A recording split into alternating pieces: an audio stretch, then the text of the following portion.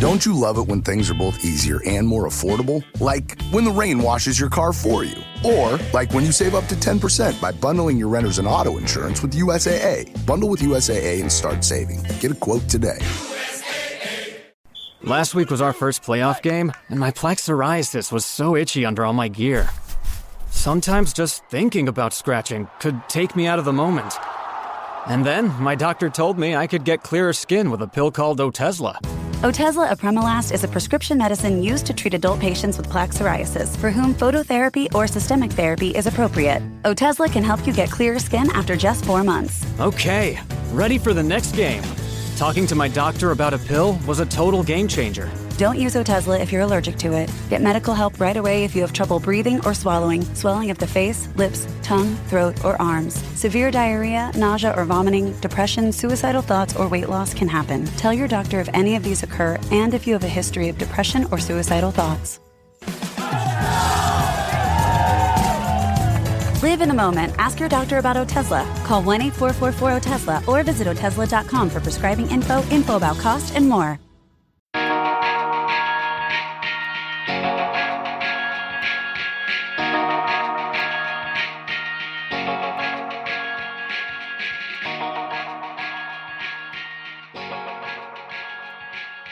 Hello everyone, welcome back to the Underrated Movie Podcast.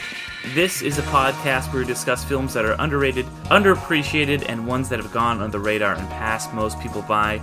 I am your host, Derek McJuff, and joining me today is my guest, Savannah Viescas. How's it going, Savvy? I'm so excited to be on your podcast. Yeah, I'm very happy to have you here. I know that you've done some podcast stuff in the before, but you took a little hiatus. But I'm glad you're back here to talk about A Bug's Life with me. You know, one of my all-time favorite movies. It hit a special spot for me as a kid. Before we jump into that, is there anything you want to let the listeners know about yourself? I'm working on a book, fantasy romance. It's down the line quite a bit. I really love like escapist type of media, and I feel like Bug's Life is like perfect for that because it's like, I don't know, it's bugs. Like I know it's not fantasy, but it's like, I don't know, there's something really magical about it. Yeah, I would agree.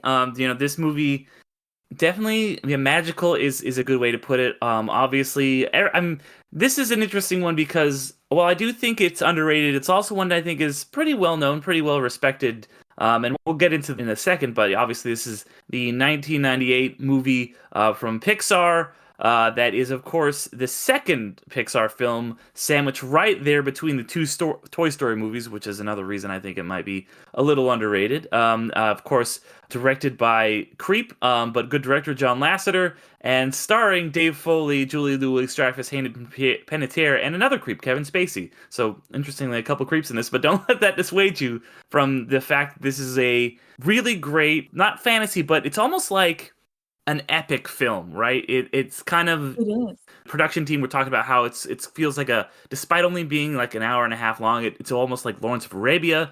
The plot is very inspired by the Seven Samurai, as well as the Aesop fable, The Ant and Grasshopper.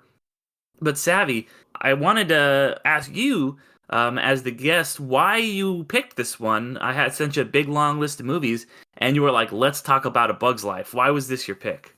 No, that's a good question. So I feel like Bug's Life has become really, really relevant recently. I've actually seen some edits on TikTok, especially, around the election and just, the stuff that's happening in America specifically. And it reminded me like how much that movie actually kind of radicalized me as a kid and gave me the sense of like, we can be small or as an individual, we might not have a ton of power, but as a collective, we do. And so seeing some of those clips resurface on social media was really exciting. And I was like, as soon as I saw it on the list, I was like, I really want to talk about this. Yeah, I think I would agree with that because I just, after we watched it, I wrote my little letterbox review, and I wrote as my review, like, this film radicalized me as a child, because I think it really did, and I think it did that for a lot of people.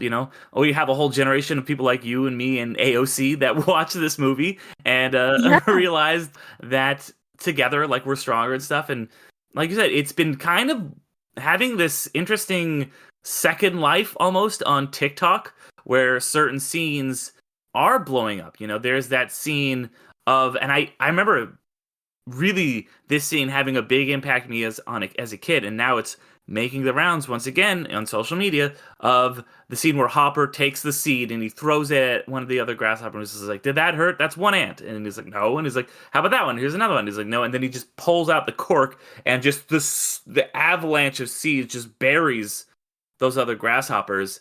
And it's like, Yeah. if one of them stands up to us, they all stand up to us. And that is it's something that we are really seeing happen right now in the world, and especially in this country, of these people with all, these billionaires who are running the country, and how kind of terrified they are of collective action, of, the little guy, quote unquote, rising up, because one person, one minimum wage worker can't do anything against a billionaire, but a million minimum wage workers can do something against a billionaire. And we're seeing that in real time happen. You're having Elon Musk going on Fox News crying about, stock prices and stuff like that, which is so satisfying to see. Oh, yeah. So yeah, I think that this movie is really more relevant than ever. Yeah, it totally is. And the scene that you were just describing too, with the like little pieces of grain, like one, yeah, like it's so funny how impactful that scene was as a kid, but also rewatching it now as an adult and feeling like, oh wow, that is exactly how they think about us, here at the bottom. Yeah, it's very, very spot on. And through the whole movie, it does a really good job of that. And watching it now, I was like thinking, like, I feel like usually movies will go kind of one of two routes, where they'll be like, okay, either, we all have to work together and do something, or there's like this one person who kind of stands up and leads us. And this movie does a great job of being like, hey, we're stronger together, we rise up together than we ever could be on our own. But it's also not anti-individualistic. It's also saying like, hey, Flick is this very smart individual who is doing things a different way than everyone wants to do them. He's an inventor. He's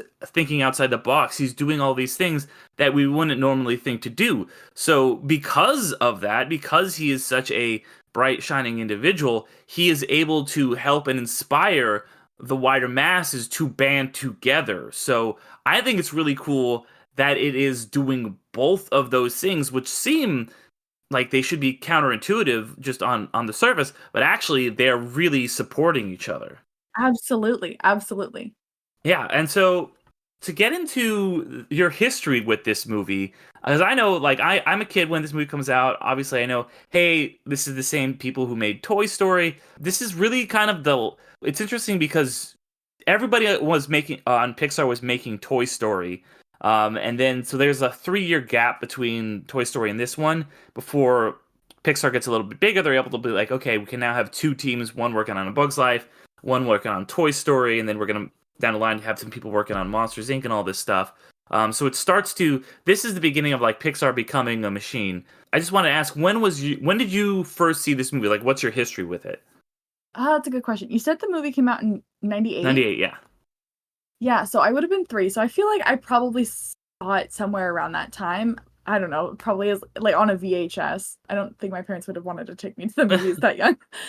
But yeah, I was really young when I watched the movie, and I think I was just Pixar was doing so much to really take everyday, like, minimal type of settings, like a toy box or bugs, and really elevate it to make it exciting for kids. And I thought there was just something so fun about the movie, from the way when you get that microscopic view of what life looks like when you are that tiny as a little ant.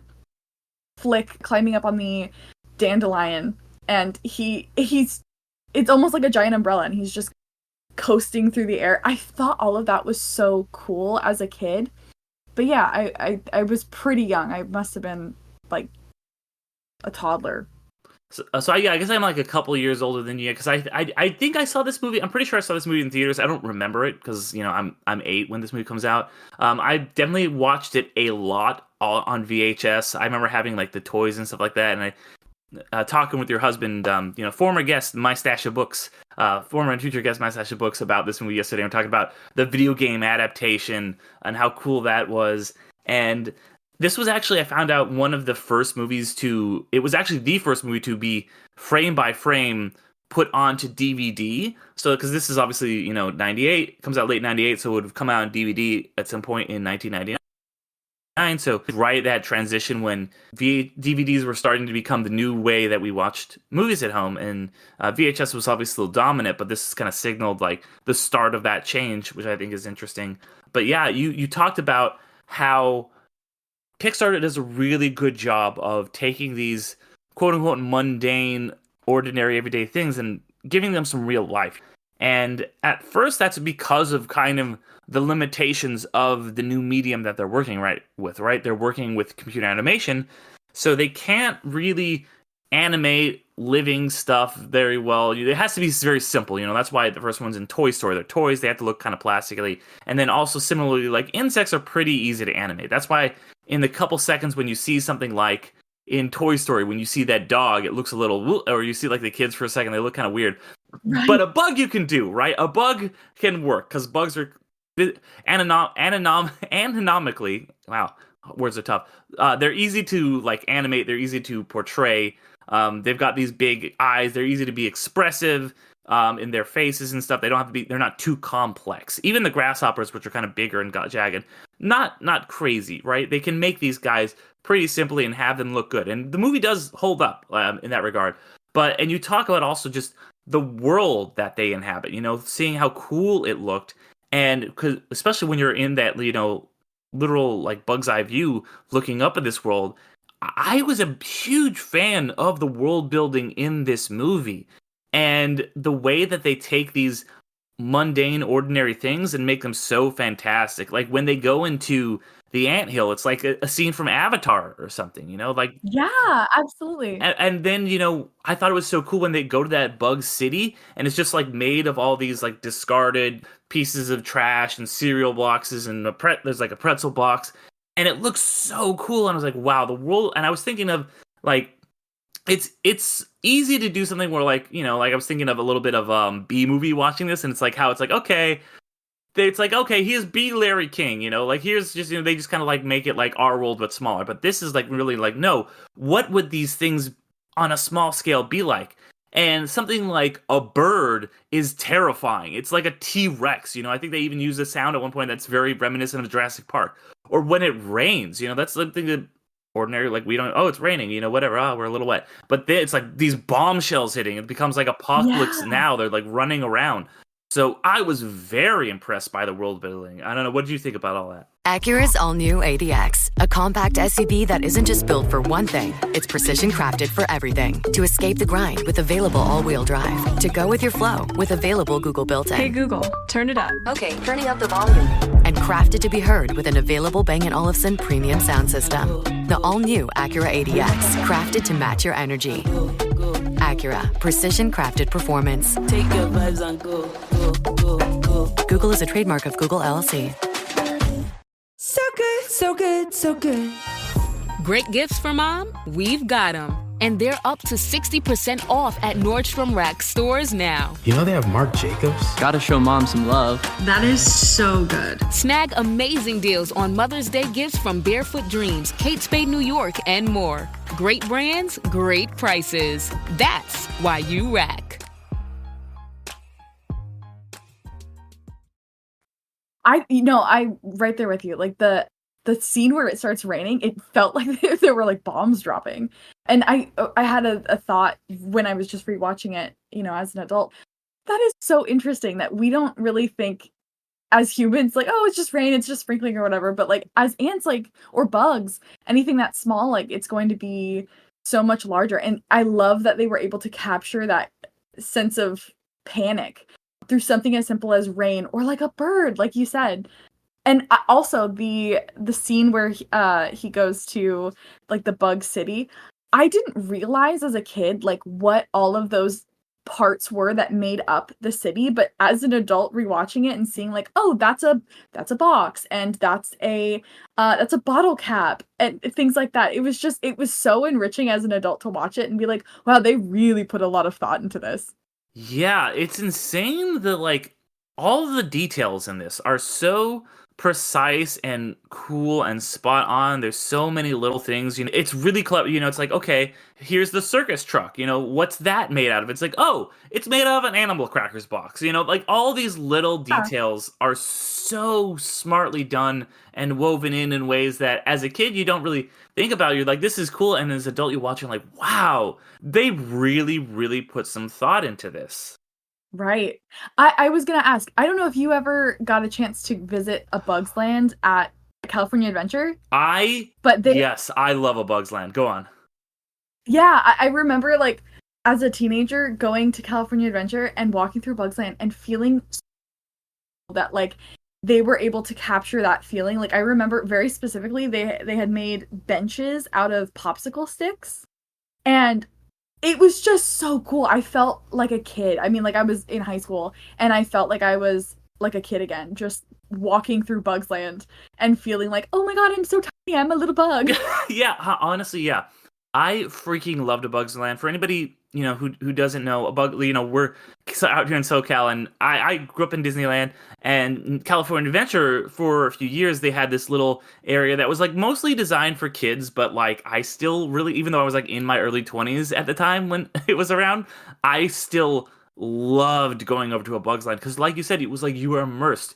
You were in this world, and you felt like you were in the movie, and they did such a good job of like making you feel like you were a bug in this movie, and having all the stuff, all the found stuff that the bugs had created, and I thought that was so freaking cool. I used to love watching, and I brought this up in another episode, but it's tough to be a bug, and I do really miss it. I miss A Bug's Land. Yeah. I will say it's cool. I don't know if you've gone to what's replaced it, and a big part of that park, Avengers Campus.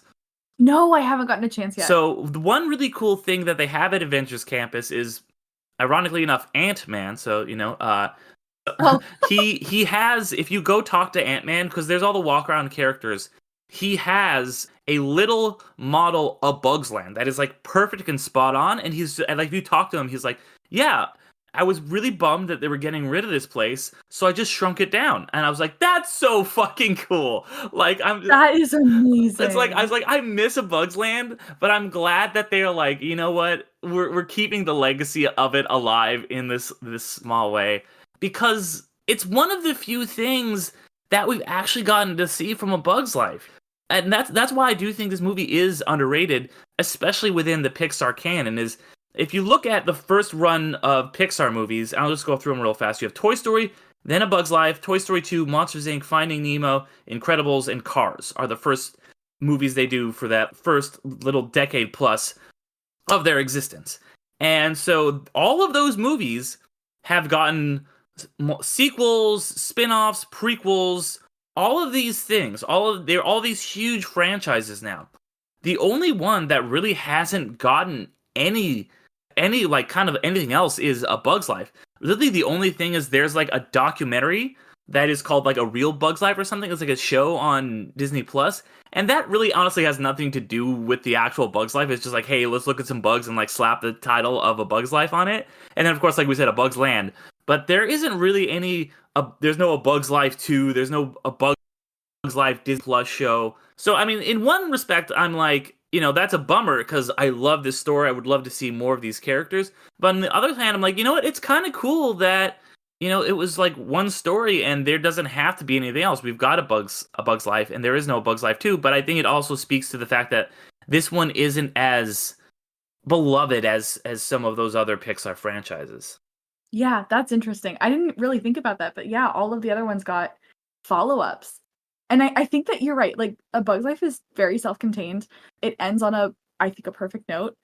But yeah, I don't really know what I would want as a spin-off. Maybe like a story with Dot as she grows up, or the circus coming back. That would be nice. But yeah, I think it's kind of this like buried treasure of a movie within the early Pixar movies that, yeah, it didn't end up getting a ton of marketing or merch. Like I never see like the characters in the parks. Mm-hmm. I think there was a time though early on when they had like the bug costumes, but I think that was very short lived. They really didn't bring them out much. Yeah, no, I think this one has kind of it's definitely, people like a, like if you ask somebody, hey, do you like A Bug's Life, they'll be like, yeah, and it did critically well, it made a lot of money, but it's not like Toy Story, which is like every fucking kid knows Toy Story. They're like Woody or Buzz is their favorite. Bug's Life is just a cool, fun kids movie, and I don't even know if it would hold the same spot for people like a generation younger than us or even younger than that. I'd be curious to see like if kids today. So if anybody out there has young kids, let us know if A Bug's Life works for you. Because I it's funny. I just did a panel at WonderCon and I was talking to one of my other panelists, Trish, about it, and she's just like screenwriter, and she's like, yeah, my whole job is looking at screenplays and seeing if they're good or if they're bad, and it's just like, and I've seen Frozen so many times and it drives me crazy. I'd be curious to see what her kids would think about A Bug's Life or just any kids.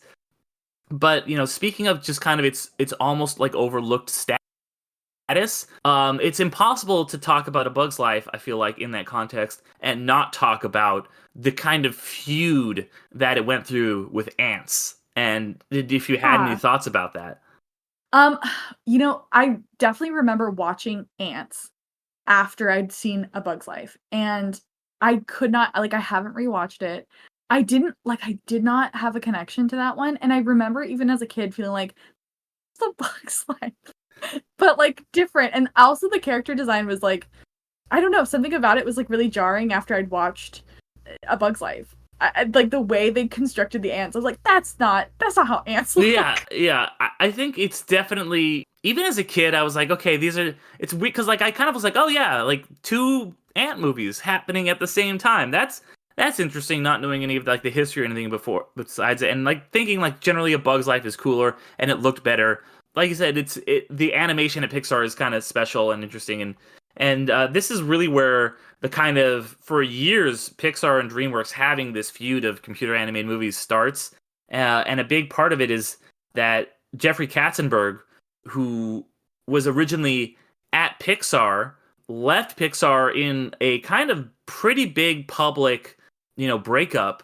And Katzenberg went and, starts DreamWorks with Steven Spielberg and David Geffen, and that's what the SKG at the beginning of all the DreamWorks movies is. And they were originally an independent studio. Now they've been bought out. But Katzenberg was like one of the Pixar guys when they were developing those initial Pixar movies, including A Bug's Life, which is obviously it's the second movie they had made, so they had it pitched long before even Toy Story had come out.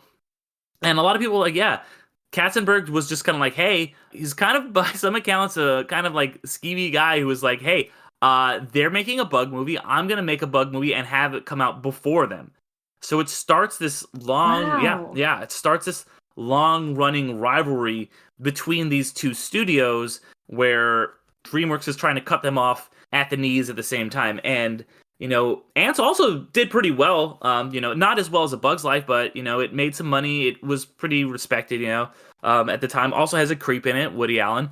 So a lot of similarities between these movies. And then also with Prince of Egypt, also coming out from DreamWorks, which is a great movie, but it flopped pretty hard at the time. With that coming out, being a 2D animated movie, flopping, DreamWorks kind of pivots to computer animated movies, and you get this like decade and a half long rivalry between these two studios. And then surprisingly, DreamWorks wins an animated Oscar, the first ever animated Oscar, or Oscar for Best Animated Film, when Shrek comes out.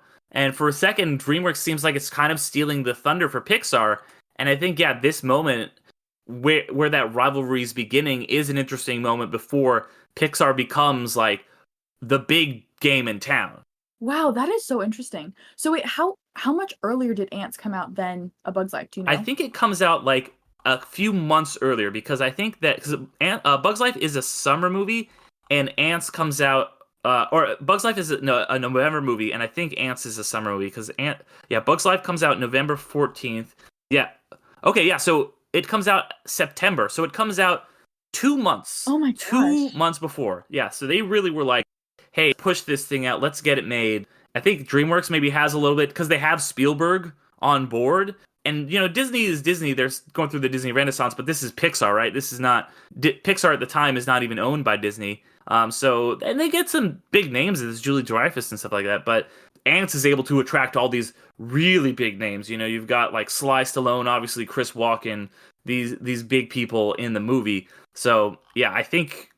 Yeah, it's really interesting that this movie comes out around... They were really competing like that. That is so interesting. I genuinely, to me, like, as a, growing up, I only remember A Bug's Life. And so it's funny that there was this, I mean, I remember Antz coming out, but I thought it was like later, as like in response to Antz almost, or A Bug's Life. So that's fascinating to know all of the details behind it and all of the drama of the did you say he was like an executive, or he was a creative director? Yeah, he was he was one of those Jeffrey Katzenberg. He was a producer, I guess would be the right the term for it. That he was a Disney guy. And then so when Steve Jobs and Lasseter and he was like one of the those big three guys that was like kind of making Pixar because he was like in at Hollywood or at Disney at the time. Wow, that's so interesting. Yeah, I think that's crazy. That adds a whole layer to the scene at the time. Yeah, that's crazy. Yeah, I think he was the guy who actually like brokered the deal with Pixar from Disney's end to kind of like let them make 3D animated movie with Toy Story. So yeah, some interesting, it's like real life, like Succession style stuff happening behind the scenes there. Yeah, that's crazy. It's animation Game of Thrones. Yeah, that's a good way to put it. Interesting stuff behind the scenes. But yeah, in terms of the movie itself, there's a couple of things I wanted to hit on. Obviously, we talked about how great the story is of this movie and how cool it looks. Another scene that I love is the scene when the grasshoppers are coming out of the fog and how terrifying that is. There's that whole bird sequence early on where like the bird is chasing them down, and that's another great example of just taking this mundane world, these cracks in the mud of this kind of dried up lake, and making them like this intense thing. Do you have any like moments or bits that stuck out to you? Ooh, that's a really good question. Well, like what you were just saying about the grasshoppers and the fog, and that felt really ominous. Like there's shadows coming in. That was really good. I also really loved the sequence when we're seeing the circus performers and how all of that is going wrong really quickly. And the fire starts with the matches. And what is his name? P.T. Flea? Yeah, P.T. Flea. Voiced by, I will say, he's kind of become Pixar's good luck charm. He's John what's his name? He's from Cheers. I'm forgetting his name. The John Ratzenberger, who's kind of he's been after he gets cast in this and Toy Story, and then obviously returns in Toy Story 2. He's been in every single Pixar film. Wow! Oh, I didn't know that. Sorry to derail you, but keep going. No, you're good. You're good. Now I'm gonna be curious, like who else he voiced. I could go through the list because he's he's Ham in Toy Story. He shows up as the abominable snowman in Monsters Inc. He's obviously just one of the fish. I think and there's somewhere he's just like a cameo. Sometimes they're like in The Incredibles. He shows up at the very end. He's like, I am the Underminer, because they're like, we gotta give him a part, right? He's the Mack truck in Cars. He's John, the kind of guy who has the love story in WALL-E.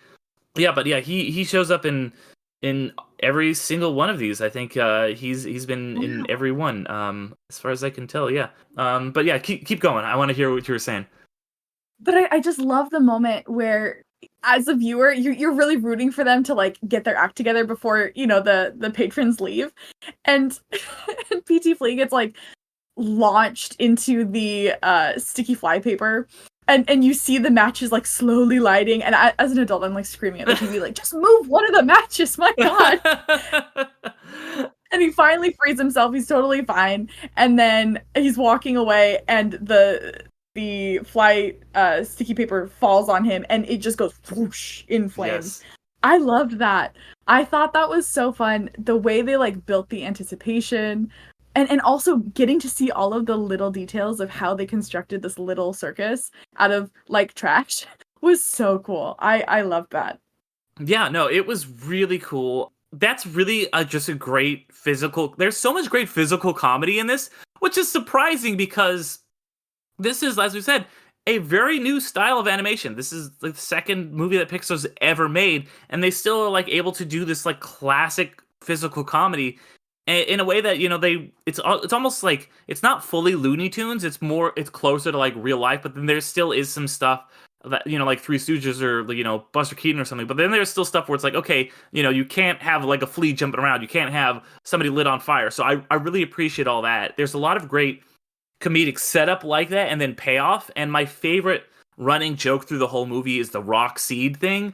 I think that's so fucking funny, right? Because it gets set up in that first scene. It's this emotional beat, whatever, and Flick's trying to inspire Dot, and he's like, pretend the rock is a seed. He's like, this rock gonna become a tree, you know? And you're like, that's really funny. And then it comes back, right? It's like, and it comes back to once again inspire. Now, shoes on the other foot. Now Dot's inspiring Flick, and it's this emotional beat, and like I love the lighting in that scene where it starts to, you know, the sunlight kind of comes back on, and Flick's like, all right, let's go back and do this. He refines his purpose, you know, and he's ready to go back and save the colony. But the circus bugs are just like, what's with the rock, you know? And then and then they come back and they have the rock and they like present it to Dot, and like they're like, this is the thing, and Dot, or they present it to Princess Ada, and Ada's like, what? And then you kind of have that beat where Flick and Dot are like kind of like giggling off on the side, and every time it happens, you're just like, oh, cool! Like this is like it's a great rule of threes moment where everything is kind of paid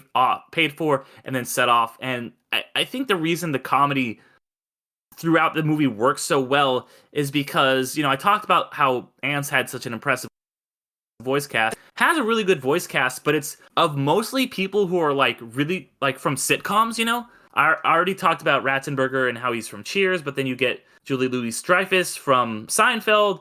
Dave Foley, who voices Flick, is definitely not that well known, you know, in the wider sense. He's not a big name, but he's from talk radio. You've got Richard Kind. You've got Brad Garrett from Everybody Loves Raymond. And you've even got Roddy McDowall, who, you know, people might know from probably Planet of the Apes, but he's kind of this old school comedian. He plays that one really old ant, Mr. Soil. So, you know, yeah, really, really impressive voice cast in this. And then, of course, you also get, she would go on to become, you know, a big deal, but this is like, I think maybe her first role, one of her very first roles, Hayden Panettiere as Dot, and even one of her little sidekicks is Ashley Tisdale. So they really found some talent in this movie, you know.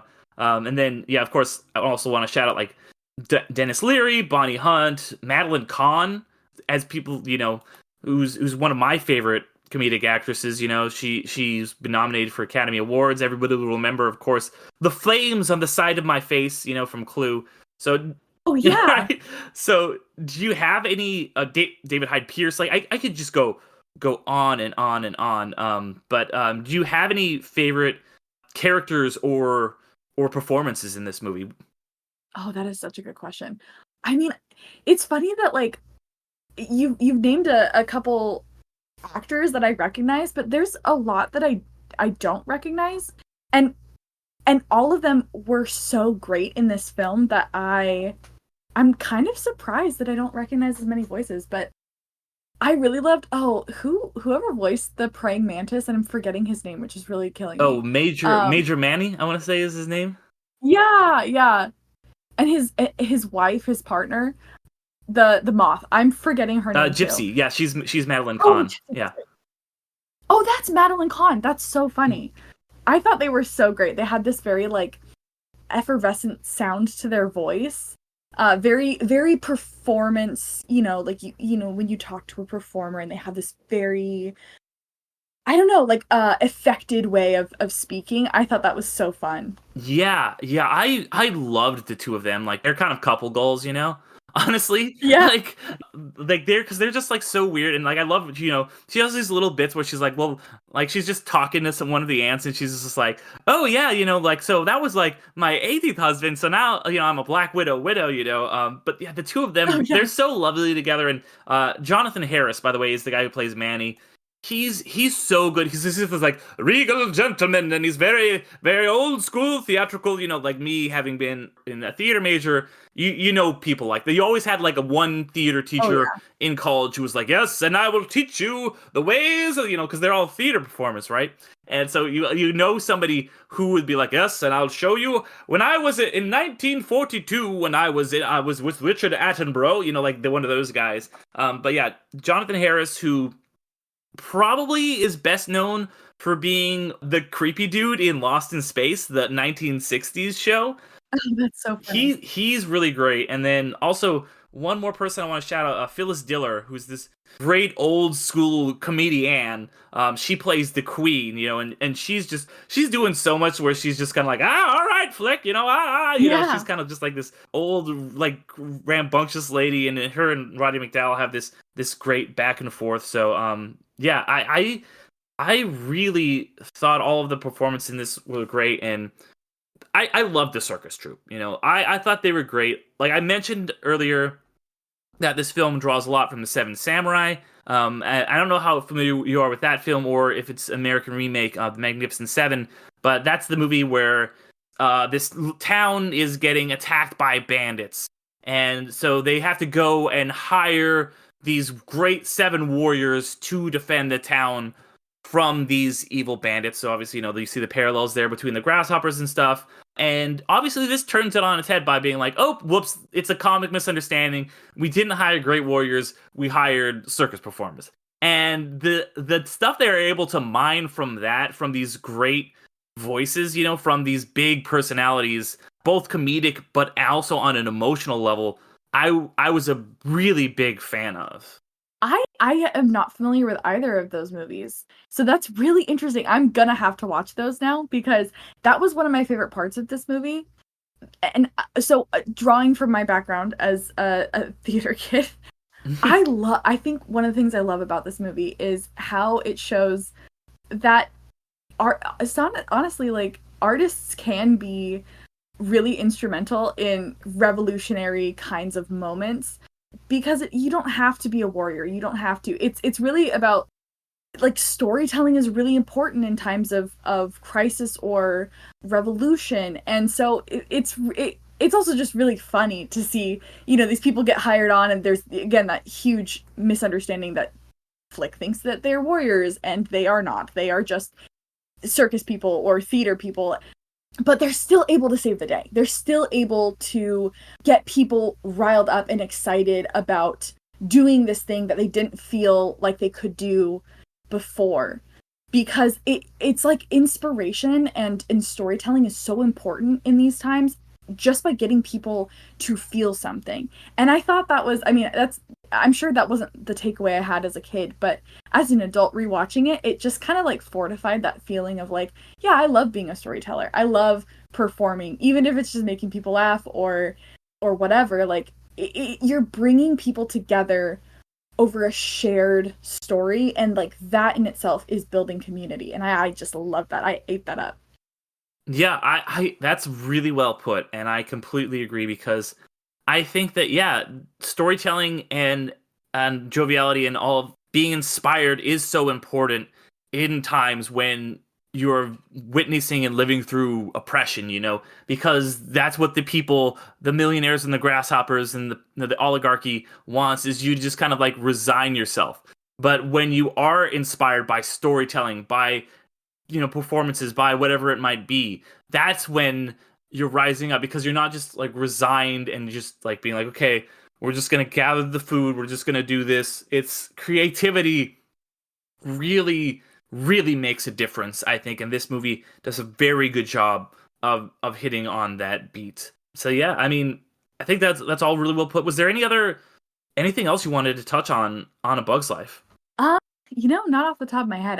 It was really, really nice getting to watch this movie again and come at it from, an adult lens. I think that there's something so, like, like millennial heartwarming about this movie and like Yeah. inspiring. And it's not surprising that so many of us millennials came out of our childhood with kind of these like underlying themes of like wanting to stand up against oppression or against the bad guy and wanting to fortify our communities. I just think that's just so funny that it was like this movie was kind of a little bit of the groundwork of that in us.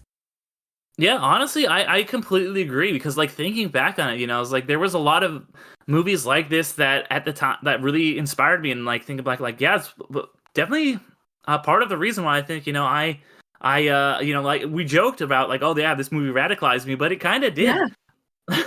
With that being said, I just wanted to ask you, are there any other movies that you can think of that would be, whether they be kids movies or not, but movies that you saw around this age that had a similar effect where you're like, fight the power or whatever, like quote unquote radicalized you as well? Ooh, that's a really good question.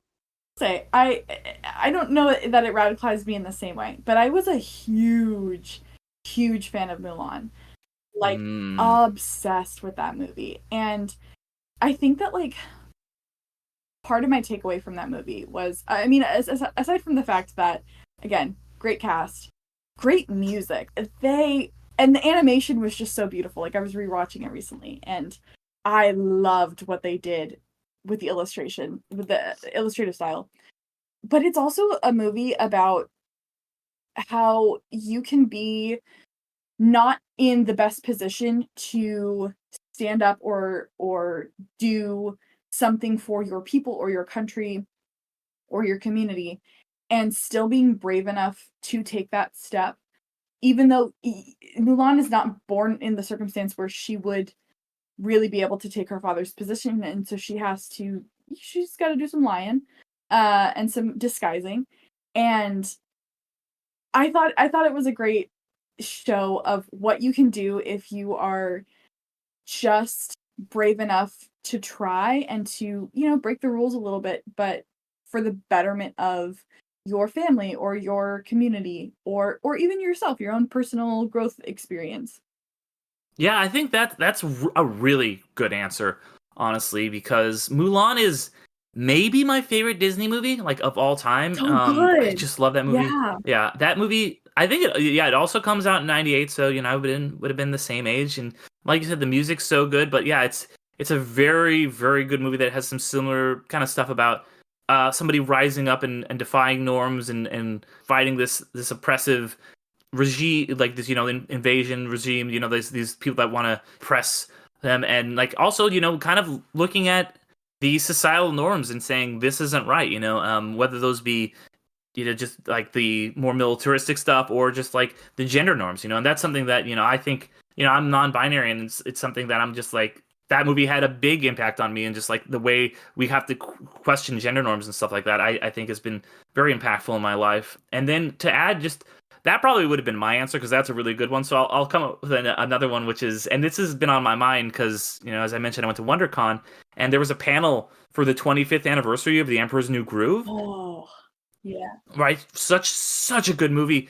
And like A Bug's Life, that's one that takes this fable, this like Aesop fable, the Prince and the Pauper in this case, and kind of gives it a new interesting spin.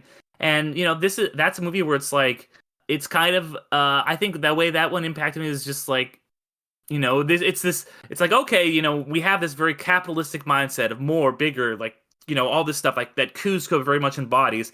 And Kuzco isn't like a bad guy, he's a jerk, but like, he's not like Yzma, who's the villain, he kind of like realizes that this, people are what's really important. Like, it's not about like getting more material possessions and bulldozing people so that you can, and their homes and everything, so that you can get your way. It's about making these genuine connections, and like that movie, it starts with that song that's it's about me, and then it ends with it's about us, and it's just kind of the collective, like, we are stronger when we support each other. And so I think it's a really beautiful film with a great moral, and so that's one that really stands out to me. That's excellent. You know what? Now I need to rewatch that movie. I just love it. And it's so funny. It's so funny. Oh my gosh. I quote it too regularly. Wrong lever, crunk. Yeah, and that's a movie that, I mean, be really interesting to talk about at some point. It has a really interesting production history.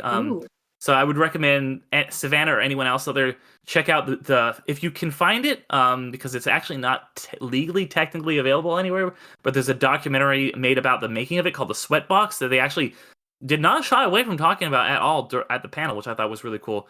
So check out The Sweatbox if you are interested in The Emperor's New Groove. But yeah, this was a blast, Savannah. Thank you so much for coming on. Do you have anything you want to pitch to anybody? Any published works or anything you want people to check out? Well, thank you for having me. This was so much fun. I Of course. don't have my book is not published yet, unfortunately. I'm crossing my fingers and toes that I can get this published by the end of spring or like early summer of this year. Definitely before I go on maternity leave, hopefully. But my book, The Beast Bargain, which I have been working on for like 2 years now. And it was just supposed to be a side project, but I fell way too deep in love with these characters. And so now I'm taking my time with it and making sure it's as good as it can be. But that's fantasy romance. So if you're a fan of, a little bit of magic, a little bit of adventure, and definitely some kissing. Nice. Yeah, that's what I have. And also you can find me on Instagram, Sav A. Viesquez. Sometimes I post bookish stuff. Right. That makes sense that you are married to a book talker. Yeah, exactly. Yeah, awesome. Well, yeah, this was a blast. And yeah, everybody definitely go check that out. Keep an eye out for that. It should be that book should be hopefully coming out a few months after this episode comes out. But anybody out there who's listening, if you're not already subscribed to the podcast, I would love for you to hit that subscribe button. It really does help out independent shows like this so much. And if you could also give us 5 stars, or however you're listening, or if you're listening on YouTube, give us a like. If you're really a fan of this, I also have a Patreon. Just look up patreon.com/underratedmoviepodcast, where I do a whole bonus podcast that changes year to year. This year, the podcast is called Across the Second Dimension. I'm talking about films that originally were released in 3D and seeing how they hold up in 2D. That comes out on the 15th of every month. You also get episodes early and ad-free, even at $1 level by signing up on the Patreon. And if you sign up at the highest level of the Patreon, you can even tell me what film to review. So definitely check that out. But if not, like I said, just a like or a rating, that's a free way to really help this show out a lot. Or just tell a friend, share it, however you want to do it. It means the world to us. Check out underratedmoviepodcast.com for links to all of that stuff in one place. Underrated Movie Podcast on all of the socials. But yeah, this was such a blast, and I will catch you guys all next time.